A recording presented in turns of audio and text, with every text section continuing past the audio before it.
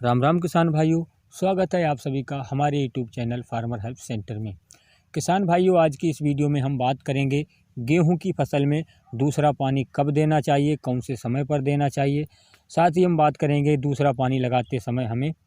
कौन सी खादों का भी इस्तेमाल करना पड़ेगा, जिससे हमारी फसल की अच्छी ग्रोथ हो सके और हमारी फसल से हमें अच्छा उत्पादन मिल सके। भले ही आपने पहली सिंचाई करते समय रासायनिक उर्वरकों का उपयोग किया है, लेकिन फिर भी आपको दूसरी सिंचाई करते समय कौन कौन से उर्वरकों का प्रयोग करना पड़ेगा, जिससे कि हमारी फसल में किसी भी प्रकार की कोई दिक्कत ना हो, कोई पीलापन ना आए और हमारी फसल की बढ़िया ढंग से बढ़वार होती रहे।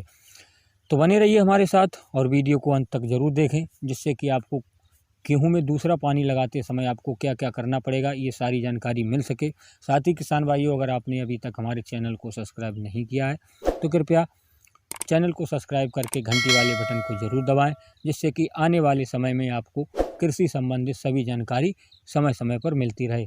इसके अलावा किसान भाइयों, अगर हमारे द्वारा दी गई जानकारी आपको अच्छी लगे, पसंद आए, तो हमारी वीडियो को लाइक करें, ज़्यादा से ज़्यादा शेयर करें, जिससे कि और किसान भाइयों तक ये जानकारी पहुंच सके और वो भी इस जानकारी का लाभ उठा सकें। तो किसान भाइयों, सबसे पहले हम बात करेंगे गेहूं की फसल में दूसरा पानी कब देना चाहिए।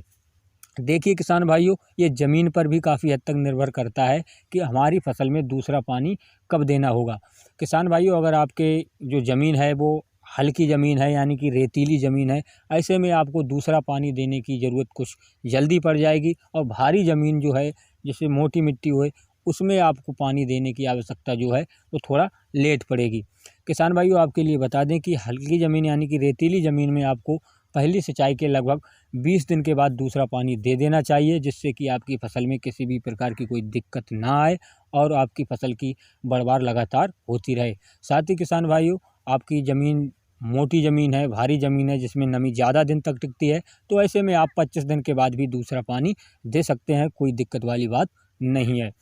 तो किसान भाइयों, अब हम बात कर लेते हैं कि अगर आपने पहली सिंचाई करते समय यूरिया, जिंक का प्रयोग कर दिया है, फिर भी आपको दूसरी सिंचाई करते समय कौन कौन सी खादों का इस्तेमाल करना पड़ेगा, जिससे आपकी फसल की जो ग्रोथ है उसमें कोई कमी ना आए और आपके जो कलों की संख्या है वो उसमें वृद्धि हो और आपकी फसल से आपको अच्छा उत्पादन मिल सके। तो किसान भाइयों, आपके लिए बता दें कि अगर आपने पहली सिंचाई के समय यूरिया और जिंक का इस्तेमाल कर दिया है, ऐसे में आपको फिर भी दूसरा पानी लगाने से पहले यूरिया साथ में 5 किलोग्राम सागर का खाद एक ऐसी खाद है जिसमें गेहूं की फसल के लिए जो ज़रूरी पोषक तत्व होते हैं वो सभी उसमें पोषक तत्व पाए जाते हैं, जिससे हमारी फसल की अच्छी बढ़वार होती है। तो किसान भाइयों, दूसरा पानी लगाते समय आपको कम से कम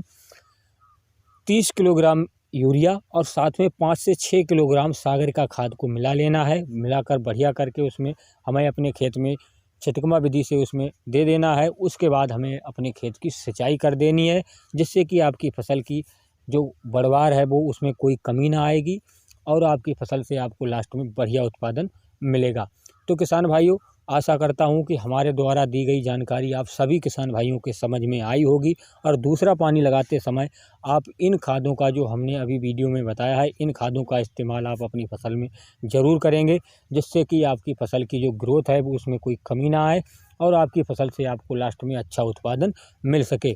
तो किसान भाइयों, आज के लिए बस इतना ही। जुड़े रहिए आप हमारे साथ, बनाए रहिए अपना IAS